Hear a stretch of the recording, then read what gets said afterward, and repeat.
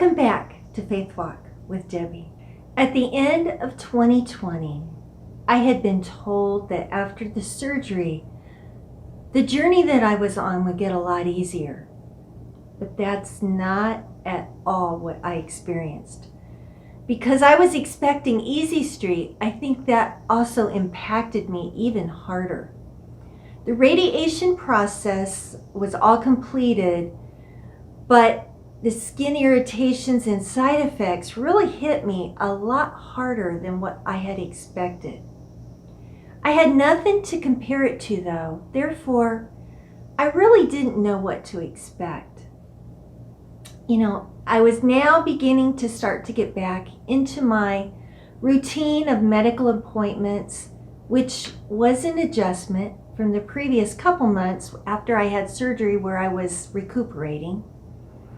Because I'm having to go through that radiation process every Monday through Friday, and that really affected my schedule. After radiation ended, the schedule eased up some.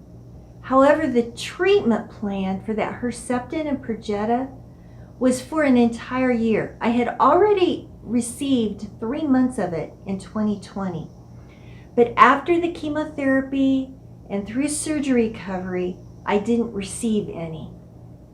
So in order to complete the prescribed year on January 28th of 2021, I continued the Herceptin and Perjeta infusions every 3 weeks. It was really good and exciting when I first started back because I was able to see my chemo nurses again. Over the previous 2 months, I really had missed them. Cindy, who had been my main nurse last year, she began to treat me some in 2021, but as the weeks progressed, I got several different nurses that would take in and put the infusions in me. They had to also move the chemo room. Remember, it was in the basement, and they kind of, then they moved it to another area, and they made do because of COVID. And because of that temporary place and COVID getting less, they now are back to the original location, and it felt so much better because I felt like I had better facilities for it.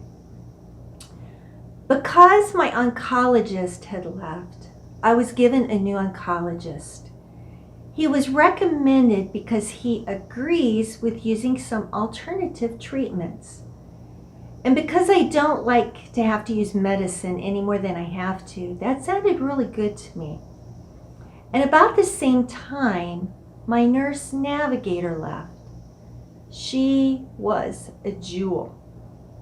I already the previous year had lost my insurance navigator. So here I was, 3 people who were my medical support team in my journey left. I found it extremely emotional and very difficult with the transition to the new people. I was so used to the others, and they were so emotionally warming. I don't know how to describe it, but they just were really supportive.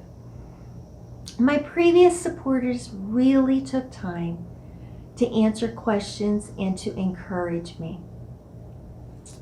So here I was, the 3 people who were my medical support team in my journey were gone.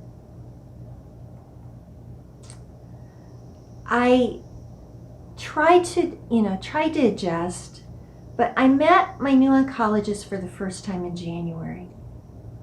He seemed very pleasant. However, I had a lot of questions at that first appointment. And I thought the first appointment would be like a new patient appointment where it would be longer since I hadn't met him before. Therefore, I assumed the appointment time would be longer, and it wasn't. In fact, when his allotted time was up, he said he had to go. I wasn't done asking my questions because I wanted to know, how he thought of things in comparison to my previous oncologist. He still insisted that he had to move on, and that really frustrated me. And then My second appointment with him was on March 11th of 2021. I left my oncology appointment that time in tears. You know, I thought it would be an easy appointment. I had no preparation for the bombshell that fell. The bombshell that was thrown at me. I knew eventually I was supposed to have hormonal suppressants for 5 years. That's what my previous oncologist had told me.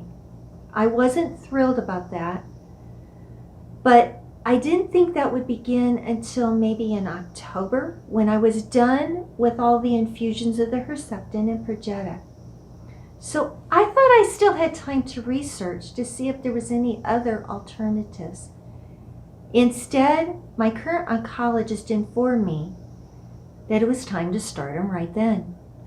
He could tell I was very shocked, and he said he typically starts them 2 weeks after radiation ends. No one had told me that. Then he told me he uses the medication for 10 years, not 5. And he does that because the cancer had been in the lymph nodes. That really upset me.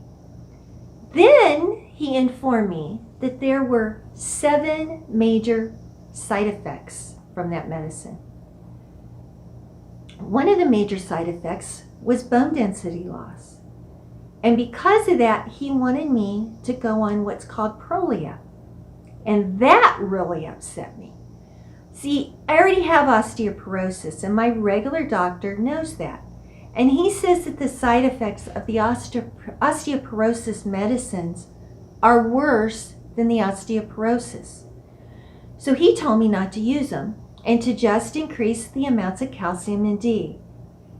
Also, in addition to all this bad news that I had, the oncologist asked, was I following up at IU on my thymoma cancer surgery? I said, no, I don't like driving to Indianapolis. I'm not sure where my brain was, but I guess for some reason I thought, once I had the thymoma surgery, that issue would be over with. So it really hit me that I was going to have further testing to make sure that the thymoma cancer didn't return. So the oncologist scheduled me for a PET scan to make sure that there was no other cancer activity in my body. This really upset me because of the harsh reality of continuing to have tests. The news of that just really hit me.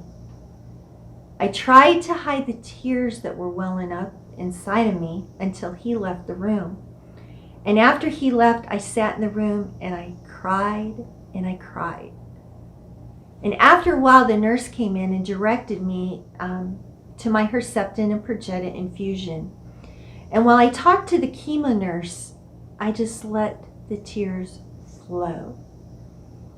This was one of those oncology appointments that I wish I had had my husband there. I needed him. If I knew an appointment, could be stressful in the past, my husband joined me.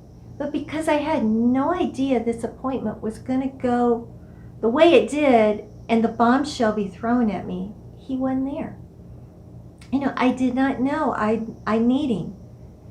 Now, my husband just so happened to be going to the hospital that day for blood work for himself for a physical that he was to have. So I called him, and just as he had gotten to the hospital, I got a hold of him, and I told him I needed him. So when he was done getting his blood drawn, he came to see me and stayed with me while I was having the infusion. I shared with him all of my upsetting news. I was impressed, though, with how he handled it. I've never seen my husband react this way. He said, let's compartmentalize what's going on. In other words, what's the most important thing affecting the situation, and the next important, and so on.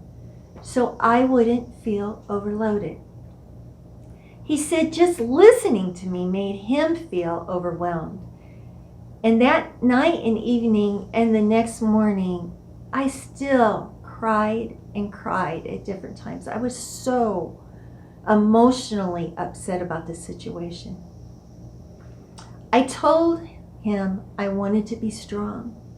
And he said I had been strong through a lot of this, which him sharing that helped to encourage me. I also called my regular doctor's office to ask him his opinion about me taking the Prolia. I actually had to wait a couple weeks for his answer, which was very unusual, but I found out that he was doing research before giving me his answer.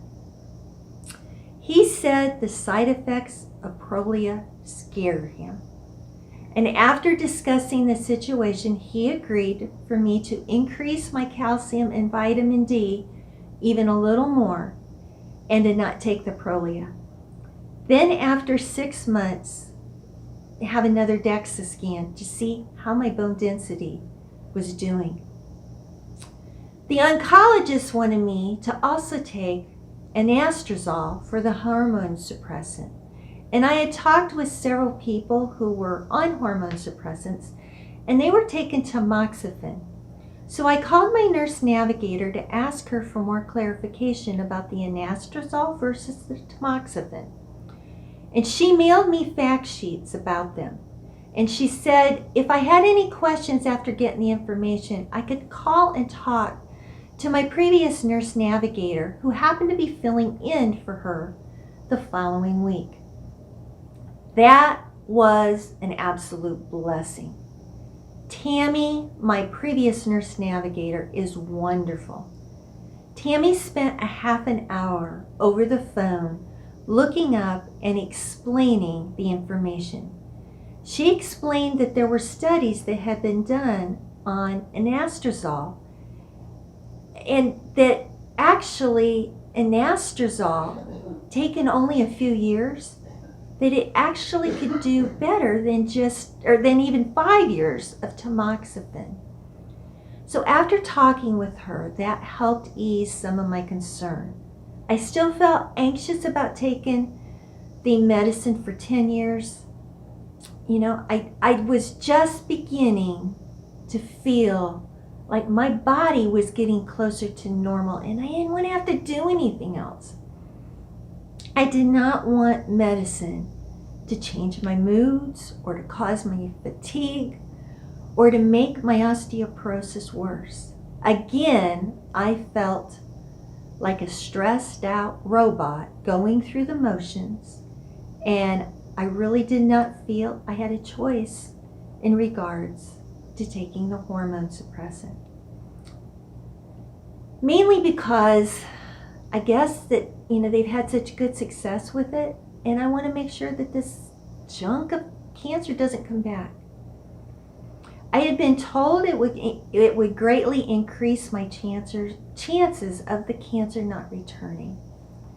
I also want to mention, though, that this all happened, all of this stress, the bombshell, happened the week I planned to launch Faith Walk with Debbie. So I know that the enemy was working overtime to discourage me. So the next day, I prayed the armor of God over me, and I focused my mind on God's purpose instead of letting the enemy just have me listen to his lies. So what I experienced in the beginning of 2021 was not at all what I had expected. I had been told that this road would be easier. And in fact, it actually was a lot more emotional than I ever expected. The reality that I would be dealing with the threat of cancer for the rest of my life shook me to the core. There was nothing I could do but cast my cares on the Lord and trust that He would walk me through all of this. And 1 Peter 5:7 in the New Living Translation talks specifically about that. Give all your worries and cares to God, for He cares about you. I know I've shared that scripture before, but you know what? That's okay.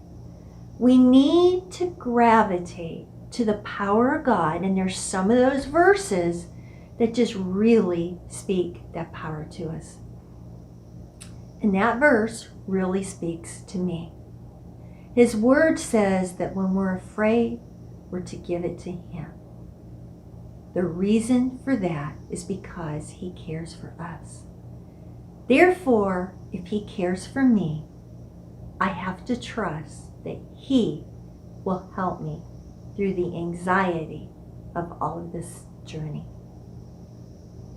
So I encourage you, next time, please join me, where I will share some of the unexpected good news, along with more fear that tried to devour me. Stay tuned.